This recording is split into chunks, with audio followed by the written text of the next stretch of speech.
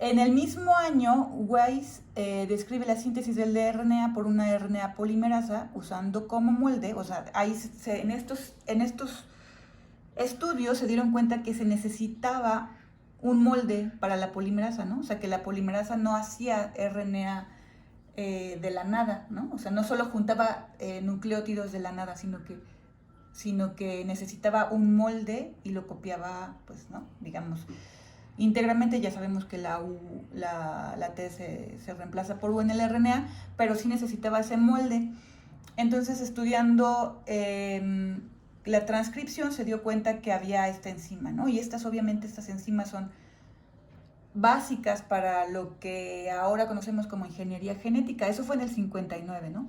En el 60, Arber y Lin aislaron enzimas de bacterias que metilaban moléculas de DNA y que además cortaban enlaces fosfodiéster del DNA que no era metilado. Estas enzimas son lo que hoy conocemos como enzimas de restricción y que son cruciales, ¿no? O sea, sin las enzimas de restricción no podríamos clonar nada, ¿no? En el mismo 60, Daniel Nathan y Hamilton Smith caracterizaron la primera enzima de restricción, ¿no? Una enzima de restricción que es una endonucleasa que se aisló de Haemophilus influenza, a la que llamamos HindI-1, ¿no? Que es la primera enzima de restricción que se caracterizó como tal, ¿no? Porque Arber y Lin lo que encontraron fueron las enzimas, ¿no? Pero no sabían dónde cortaban, tampoco, o sea, que tenían lugares específicos, secuencias específicas, y fue más tarde Nathan y Smith los que ya, digamos, que describieron a la primera endonucleasa de restricción, que se comenzó a usar como tal para fines de clonación. Entonces, fíjese que estos años de la década del 50 al 60 fueron claves para el desarrollo de lo que posteriormente, ya en el 70, iba a ser la ingeniería genética como tal, ¿no? En el 61, Dean Sears estableció, y esto es muy importante, estableció que el mensaje del RNA mensajero siempre se lee en dirección 5' 3' y que la síntesis de proteínas se hace del extremo N terminal al C terminal, ¿no? Y esto es algo como clave, ¿no? Porque para clonar, no sé si ustedes ya sepan, pero si no lo vamos a ver, para clonar algo necesitamos saber en qué dirección lo queremos clonar, ¿no? Y entonces en el 60 se entendió que el mensaje era direccional, o sea que el DNA y las proteínas eran moléculas polares que tienen polos y que no podíamos nada más meterlo en cualquier sentido, ¿no? Que el gen que queríamos clonar tenía que ir en el sentido correcto para dar una proteína en el sentido correcto también, ¿no? Y en el 70, Martin Geller y Minnie Bullock publicaron su trabajo donde describen la actividad de la DNA ligasa. Entonces, aquí ya teníamos una polimerasa, teníamos enzimas de restricción y teníamos ligasas, ¿no? Digamos que ya teníamos los elementos clave para poder hacer los pininos en la clonación, ¿no?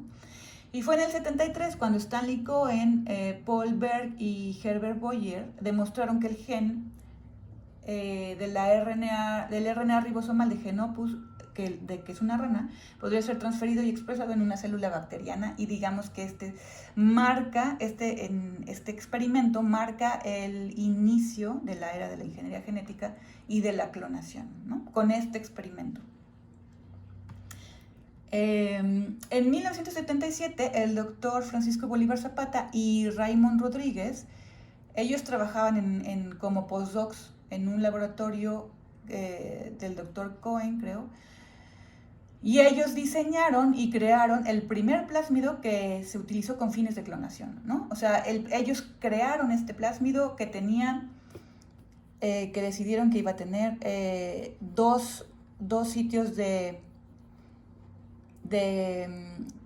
bueno, más bien dos genes que les conferían resistencia a la ampicilina y a la tetraciclina, dos genes de resistencia a antibióticos, tenían un origen de replicación de bacterias y tenían 7 sitios únicos de restricción.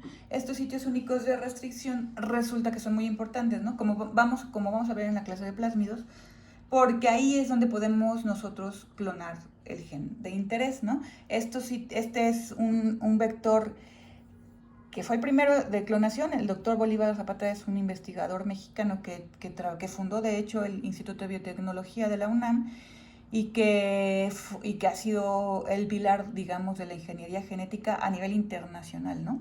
Porque este plásmido se utiliza, hoy en día se sigue utilizando y además ha sido como los plásmidos son como familias, ¿no? Entonces, el PBR es una familia de plásmidos que ha ido evolucionando y que ahora es mucho más, digamos, pues tiene elementos mucho más sofisticados y que sirvió de molde para otros muchos plásmidos que se utilizan en la actualidad para hacer biotecnología, ¿no? Que digamos que se basa en la ingeniería genética. Y ya en 2000, este tipo de descubrimientos siguen actualmente, ¿no? Por ejemplo, en 2012, Emmanuel Carpenter y Jennifer Doudna descubrieron y utilizaron como tal, ¿no? Con las llamadas tijeras genéticas, el CRISPR-Cas, que es una tecnología, que es la última de las tecnologías, o sea, la última por más reciente, pero no la última, porque todavía tenemos mucho por descubrir, de las tecnologías que se utilizan para modificar conscientemente el genoma de un organismo o un gen, ¿no? Y ellas, les dieron el premio Nobel de Química en 2020. Ahora, de todos los descubrimientos que vimos anteriormente, que solo seleccioné, digamos, los más icónicos y que nos permitieron modificar los genes y que nos siguen permitiendo modificar los genes de los organismos y hacer clonaciones y hacer diseño incluso de genomas completos, ¿cuántos de ellos valieron el premio Nobel a los investigadores que los hicieron? ¿Cuántos creen? Bueno, más bien, sí, ¿cuántos fueron, no? No solo fueron ellas dos. Y aquí les dejo una tabla de los principales avances de la biología molecular con el año en el que se realizaron o se publicaron estos descubrimientos, el avance que implicó ese descubrimiento y, los autores, ¿no? Esa es una tabla que la pueden encontrar en Corvalán en 2002 y obviamente aquí ya no viene lo de las tijeras genéticas porque, esto fue en 2002, ¿no? Pero aquí hay muchos más ejemplos de los que yo les di. Por ejemplo, está en el 1869 el aislamiento de la molécula de DNA. En el 44, se encontró que el DNA era la molécula que guardaba la información genética. En el 53, pues lo que ya vimos, ¿no? Lo de Watson, Crick, Wilkinson y Rosalind Franklin. En el 57 se aisló y purificó la enzima DNA polimerasa. En el 61 se descubrió la desnaturalización y renaturalización del DNA. En el 62 el aislamiento y la purificación de enzimas de restricción. En el 66 el descubrimiento del código genético.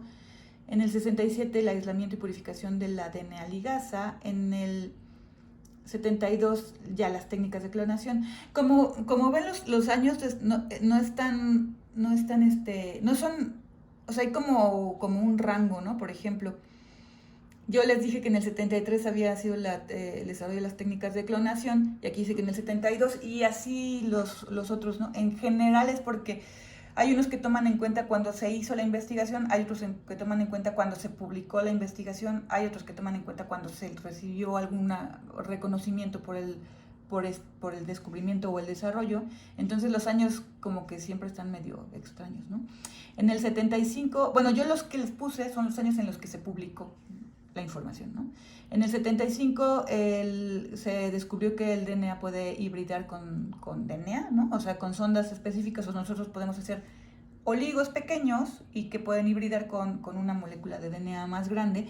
Y esto resultó muy importante porque no descubrió una enzima, sino que descubrió un método para verificar, ¿no? Para verificar que el gen estuviera donde lo queríamos.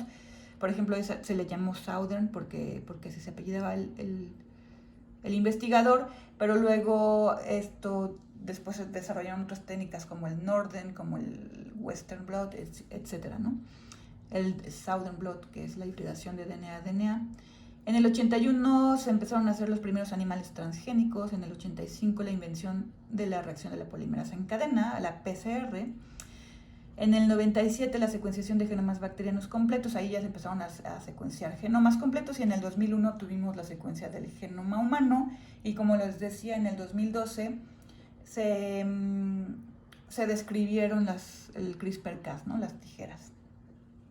Y bueno, este es el primer video y les pondré otros próximamente.